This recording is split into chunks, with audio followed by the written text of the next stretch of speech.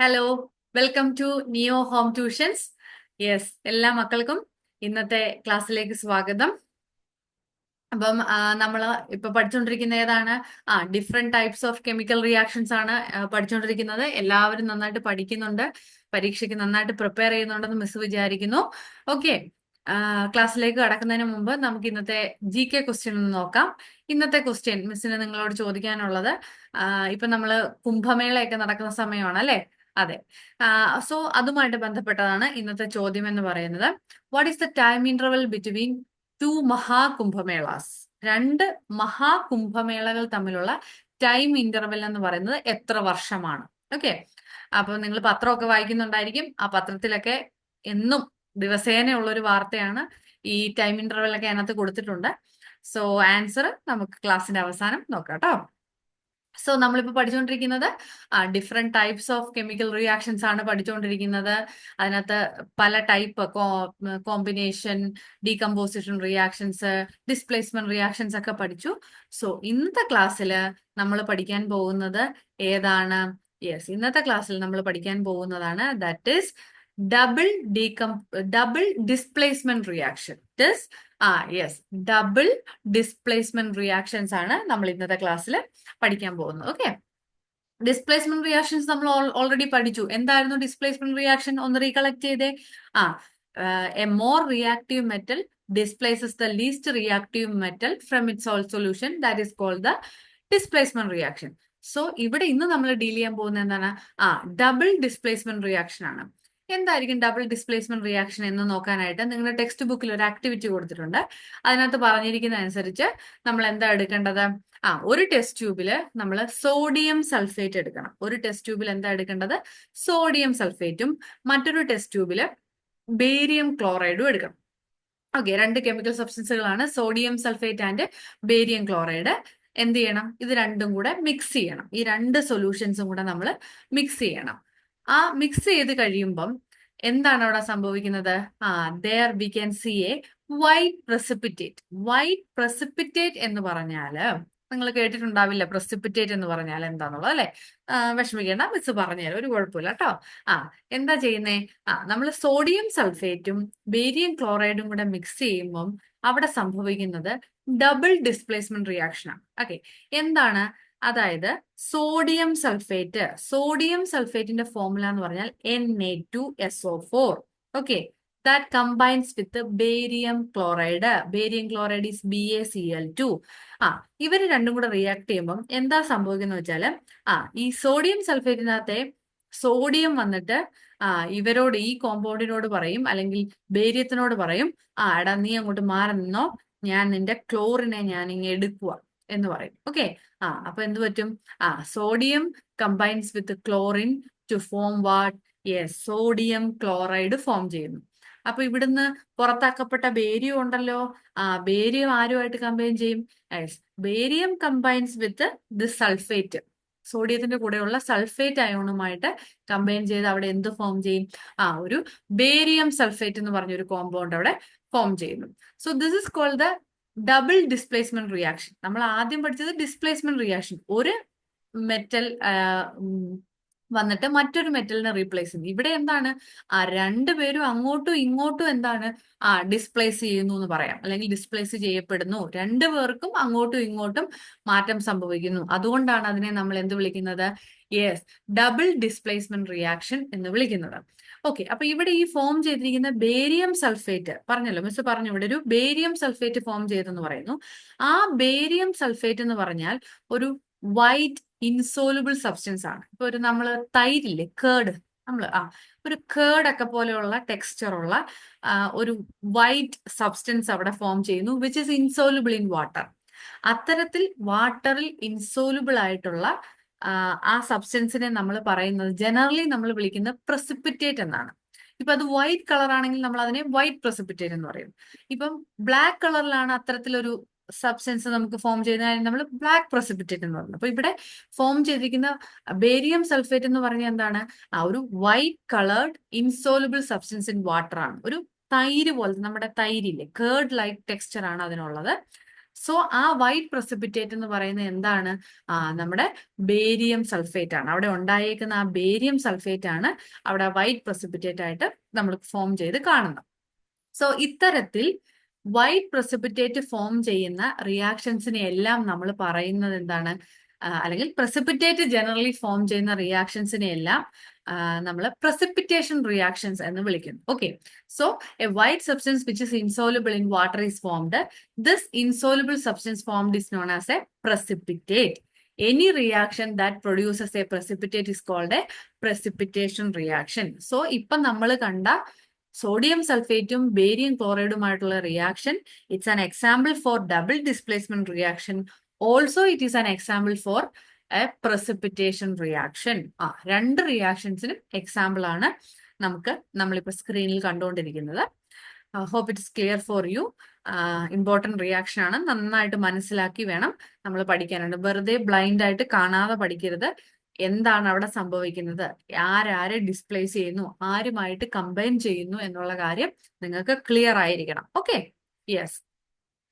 Then now we can move in to the next and last type of reactions. Okay, നിങ്ങളുടെ text ബുക്കിൽ തന്നിരിക്കുന്ന type of റിയാക്ഷൻസിൽ ഏറ്റവും അവസാനം വരുന്ന ഒരു കാറ്റഗറിയാണ് that is oxidation and reduction. ചെറിയ ക്ലാസ്സിലൊക്കെ നമ്മൾ പഠിച്ചിട്ടുണ്ട്, എന്നാലും കുറച്ചുകൂടെ ഡീറ്റെയിൽ ആയിട്ട് നമുക്ക് നോക്കാം what is oxidation and reduction. അതിന് ആക്ടിവിറ്റി തന്നിട്ടുണ്ട് നിങ്ങളുടെ ടെക്സ്റ്റ് ബുക്കിൽ. എന്താ പറഞ്ഞിരിക്കുന്നത്? ഒരു ചൈന ഡിഷിൽ കോപ്പർ പൗഡർ എടുക്കുക. ചൈന ഡിഷിൽ കോപ്പർ പൗഡർ എടുത്തിട്ട് ഇവിടെ ഈ വയർ ഗോസ് എന്നൊക്കെ പറയുന്നത് ഈ സ്റ്റാൻഡ് കണ്ടോ, ഈ ഹീറ്റ് ചെയ്യുന്ന ബേർണറിന് മുകളിൽ വെച്ചേക്കുന്ന ഒരു സ്റ്റാൻഡ് പോലത്തെ സാധനം, അതിനെയാണ് വയർ ഗോസ് എന്ന് പറയുന്നത്. This is the tripod stand. നമ്മളൊരു ബർണർ ഉപയോഗിച്ച് ഈ കോപ്പർ പൗഡറിനെ അങ്ങ് ബേൺ ചെയ്യുന്നു. അപ്പൊ ബേൺ ചെയ്ത് കഴിയുമ്പോൾ കുറച്ച് കഴിയുമ്പോൾ നമുക്ക് കാണാൻ പറ്റും this copper powder is quoted with a black colour. ഒരു ബ്ലാക്ക് കളർ അതിന്റെ ആ സർഫസിൽ അതിന്റെ ടോപ്പ് മുകൾ ഭാഗത്ത് ഇങ്ങനെ കോട്ട് ചെയ്ത് വന്നിരിക്കുന്നത് നമുക്ക് കാണാനായിട്ട് പറ്റും. അപ്പൊ എന്താ അവിടെ സംഭവിച്ചത്? അവിടെ സംഭവിച്ചത് എന്തെന്ന് വെച്ചാല് ഈ കോപ്പർ പൗഡറിനകത്തെ കോപ്പറിനെ നമ്മൾ ഹീറ്റ് ചെയ്യുന്നു. ഹീറ്റ് ചെയ്യാന്ന് പറഞ്ഞാൽ ബേൺ ചെയ്യുന്നു. ബേൺ ചെയ്യുമ്പം I have already told you what's mean by burning. നമ്മൾ ഓക്സിജനുമായിട്ട് റിയാക്ട് ചെയ്യുന്നു അല്ലെ. ബേണിങ്ങിനകത്ത് എന്താ സംഭവിക്കുന്നത്? ഏതൊരു സബ്സ്റ്റൻസും ഓക്സിജനുമായിട്ട് റിയാക്ട് ചെയ്യുന്നു. സോ കോപ്പർ പൗഡറിനെ നമ്മൾ ഹീറ്റ് ചെയ്യുമ്പം അത് ഓക്സിജനുമായിട്ട് റിയാക്ട് ചെയ്തിട്ട് എന്തായിട്ട് മാറുന്നു? Copper oxide. ആ കോപ്പർ ഓക്സൈഡ് ആണ് അവിടെ ഒരു ബ്ലാക്ക് കളർ കോട്ടിംഗ് ആയിട്ട് ആ സർഫസിൽ ഇങ്ങനെ വരുന്നതെന്ന് പറയുന്നത് എന്താണ്? ദിസ് കോപ്പർ ഓക്സൈഡ് ആണ്. അതായത് ഇവിടെ എന്താ സംഭവിച്ചത്? This oxygen is added to copper. കോപ്പറിലേക്ക് ഓക്സിജനെ എന്താണ് ആഡ് ചെയ്തു, അല്ലെങ്കിൽ കോപ്പർ ഗെയിൻസ് ഓക്സിജൻ എന്ന് നമുക്ക് പറയാം. Anyway copper either copper is added or copper gains the oxygen to form what? Copper oxide. Black colour copper oxide അവിടെ ഫോം ചെയ്യുന്നു. ഓക്കെ, അപ്പൊ അവിടെ എന്താ സംഭവിച്ചെന്ന് പറഞ്ഞാൽ, ആക്ച്വലി എന്താ സംഭവിച്ചെന്ന് പറഞ്ഞു കഴിഞ്ഞാല് ഓക്സിഡേഷൻ റിയാക്ഷൻ ആണ് അവിടെ നടന്നത് അല്ലെ. Gaining of oxygen. കോപ്പറിലേക്ക് ഓക്സിജനെ ആഡ് ചെയ്തു, കോപ്പർ ഓക്സിജനെ ഗെയിൻ ചെയ്തു. അപ്പൊ കോപ്പറിന് അവിടെ എന്ത് സംഭവിച്ചെന്ന് നമുക്ക് പറയാം? ഓക്സിഡേഷൻ സംഭവിച്ചു എന്ന് നമുക്ക് പറയാം. അപ്പൊ സ്വാഭാവികമായിട്ട് ഒരു സംശയം വരും, എന്താണ് റിഡക്ഷൻ എന്നുള്ളത്. Let's see. നോക്കൂ, you can consider this reaction. ഈ രണ്ട് എക്സാമ്പിൾസും നമുക്ക് ഈ റിയാക്ഷനകത്ത് കാണാൻ സാധിക്കും. സി, ഈ copper oxide when reacting with hydrogen. Okay, copper oxide ഹൈഡ്രജനുമായിട്ട് റിയാക്ട് ചെയ്യുന്ന ഈ റിയാക്ഷൻ എടുക്കുക, അതിനെ ഹീറ്റ് ചെയ്യാണ് നമ്മൾ ചെയ്യുന്നത്. അപ്പൊ എന്ത് സംഭവിച്ചു? യെസ്, ഇവിടെ കോപ്പർ ഓക്സൈഡിന് എന്താണ്? ഓക്സിജനെ നഷ്ടപ്പെടുകയാണ് ചെയ്തത് അല്ലെ. Losses oxygen. ഓക്സിജനെ ലൂസ് ചെയ്യാണ് ചെയ്യുന്നത് അല്ലെ. This copper oxide loses oxygen, വേറാസ് this hydrogen gains oxygen. നോക്കൂ, ഹൈഡ്രജൻ ഓക്സിജനെ ഗെയിൻ ചെയ്ത് എന്തായിട്ട് മാറുന്നു? H2O ആയിട്ട് മാറുന്നു. ഓക്കെ, അപ്പൊ ഇവിടെ എന്താ സംഭവിച്ചത്? If a substance gains oxygen during a reaction, it is said to be oxidised. Okay, if a substance loses oxygen during a reaction, it is said to be reduced. Okay, ഒരു reaction സംഭവിക്കുമ്പോൾ ഏതൊരു compound അല്ലെ ഏതൊരു സബ്സ്റ്റൻസും ഓക്സിജനെ gain ചെയ്യുകയാണെങ്കിൽ, അല്ലെങ്കിൽ ഓക്സിജനെ സ്വീകരിക്കുകയാണെങ്കിൽ, ആ സബ്സ്റ്റൻസിന് എന്ത് സംഭവിച്ചെന്ന് നമ്മൾ പറയും? അതിന് ഓക്സിഡേഷൻ സംഭവിച്ചു എന്ന് നമ്മൾ പറയും. അല്ലെങ്കിൽ ഒരു സബ്സ്റ്റൻസ് ഓക്സിജനെ ലൂസ് ചെയ്യുകയാണ് അല്ലെങ്കിൽ ഓക്സിജനെ വിട്ടുകൊടുക്കുകയാണെങ്കിൽ നമ്മൾ എന്ത് പറയുന്നു? ആ സബ്സ്റ്റൻസിന് റിഡക്ഷൻ സംഭവിച്ചു എന്ന് പറയുന്നു. ഇത് നമ്മൾ പറയുന്ന എന്തിന്റെ ടേംസിലാണ്? ഓക്സിജന്റെ ടേംസിലാണ് നമ്മൾ ഓക്സിഡേഷനെയും റിഡക്ഷനെയും ഡിഫൈൻ ചെയ്തത്. Same way we can define oxidation and reduction in terms of hydrogen. ഹൈഡ്രജന്റെ ടേംസിൽ, അതായത് എന്താണോ ഓക്സിജന് സംഭവിക്കുക അതിന്റെ നേരെ ഓപ്പോസിറ്റ് ആയിട്ട്, if a substance losses hydrogen, ഒരു സബ്സ്റ്റൻസ് ഹൈഡ്രജനെ ലൂസ് ചെയ്യുവാണെങ്കിൽ അതിന് എന്ത് സംഭവിച്ചു? ഓക്സിഡേഷൻ സംഭവിച്ചു എന്ന് നമുക്ക് പറയാം. അതുപോലെ തന്നെ ഒരു സബ്സ്റ്റൻസ് ഹൈഡ്രജൻ ഗെയിൻ ചെയ്യുകയാണെങ്കിൽ അതിന് എന്ത് സംഭവിച്ചു? യെസ്, റിഡക്ഷൻ സംഭവിച്ചു എന്ന് നമുക്ക് പറയാം. അതായത് ഓക്സിജന്റെ ടേംസിലും നമുക്ക് ഡിഫൈൻ ചെയ്യാം, ഹൈഡ്രജന്റെ ടേംസിലും ഓക്സിഡേഷനെയും റിഡക്ഷനെയും നമുക്ക് ഡിഫൈൻ ചെയ്യാം. രണ്ടും എക്സാക്ട്ലി ഓപ്പോസിറ്റ് ആണ്. ഓക്സിഡേഷന്റെ കേസിൽ, I mean in terms of ഓക്സിജന്റെ ടേംസിൽ പറയുമ്പോൾ ഓക്സിജൻ ഗെയിൻ ചെയ്യുന്നു, ഹൈഡ്രജന്റെ ടേംസിൽ പറയുമ്പോൾ ഹൈഡ്രജൻ ലോസ് ചെയ്യുന്നു. ആ സംഭവത്തിന് എന്ത് സംഭവിച്ചു? യെസ്, ഓക്സിഡേഷൻ നടന്നു. ഓക്കെ, റിഡക്ഷൻ എന്ന് പറയുമ്പോൾ ഒന്നെങ്കിൽ ഓക്സിജൻ ലൂസ് ചെയ്യുന്നു അല്ലെങ്കിൽ ഹൈഡ്രജൻ ഗെയിൻ ചെയ്യുന്നു. രണ്ട് സംഭവിച്ചാലും ആ സബ്സ്റ്റൻസിന് റിഡക്ഷൻ സംഭവിച്ചു, or the substance is get reduced എന്നാണ് നമ്മൾ പറയുന്നത്. Okay, hope it's clear. Clear ആണെന്ന് ഞാൻ കരുതുന്നു. ഡൗട്ട് ഒന്നും ഇല്ലല്ലോ? ഇല്ല. Okay, now you can consider these two examples in your text book. നിങ്ങളുടെ ടെക്സ്റ്റിൽ തന്നെ തന്നിരിക്കുന്ന രണ്ട് എക്സാമ്പിൾസ് ആണ്. നോക്കൂ, ഇവിടെ എന്താ സംഭവിക്കുന്നത്? ZnO എന്ന് പറഞ്ഞാൽ that is zinc oxide reacting with carbon to form zinc and carbon monoxide. നിങ്ങൾ തന്നെ ഒന്ന് പറഞ്ഞേ, ആരാണ് ഓക്സിഡൈസ് ചെയ്തത്, ആരാണ് റിഡ്യൂസ് ചെയ്തതെന്ന്? യെസ്, സിങ്ക് ഓക്സൈഡ് ഇപ്പുറത്ത് വന്നപ്പോൾ എന്ത് സംഭവിച്ചിരിക്കുന്നു? ഓക്സിജൻ നഷ്ടപ്പെടുത്തിയിരിക്കുന്നു, അല്ലെ? ഓക്സിജൻ നഷ്ടപ്പെടുന്നതിനെ നമ്മൾ എന്താ പറയുക? റിഡക്ഷൻ. സോ നമുക്ക് പറയാം സിങ്ക് ഈസ് ഗെറ്റ് റെഡ്യൂസ്ഡ്. ഇവിടെ നോക്കൂ, കാർബൺ ഈ സൈഡിൽ വരുമ്പോൾ കാർബൺ എന്താ സംഭവിച്ചത്?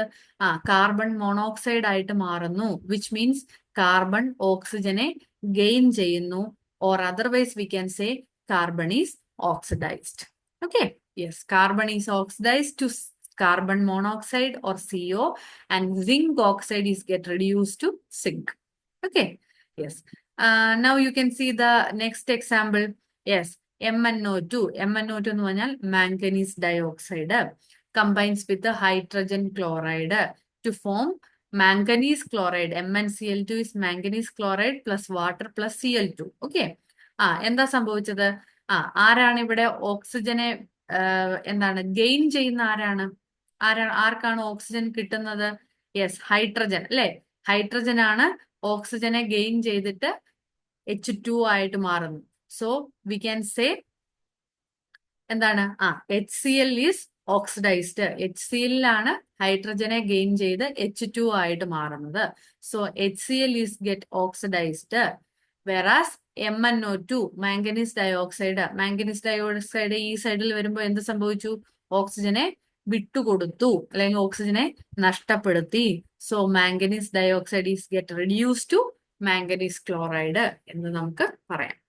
സോ നിങ്ങൾ ഇങ്ങനെ ഓർത്തിരിക്കുക, ഒരു റിയാക്ഷനിൽ ആരാണോ ഓക്സിജനെ ഗെയിൻ ചെയ്യുന്നത് ആ സബ്സ്റ്റൻസിന് ഓക്സിഡേഷനും, ആരാണോ ഓക്സിജനെ നഷ്ടപ്പെടുത്തുന്നത് അയാൾക്ക് റിഡക്ഷനും സംഭവിക്കുന്നു എന്നോർക്കുക. ഓക്കെ, അതാണ് ഒരു ഇത്.